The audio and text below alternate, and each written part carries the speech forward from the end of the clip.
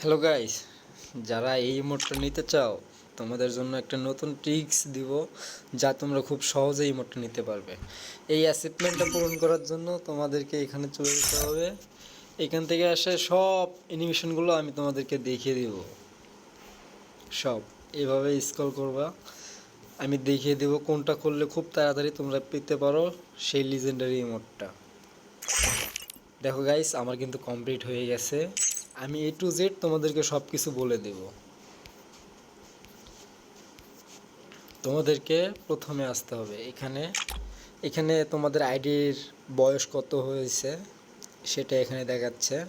দেখো গাইস, আমার কিন্তু এখানে 1461 দিন হয়ে গেছে, তার মানে এখানে আমার 4 বছর হয়ে গেছে। এখানে আমি টোটাল 170 কয়েন পেয়েছি।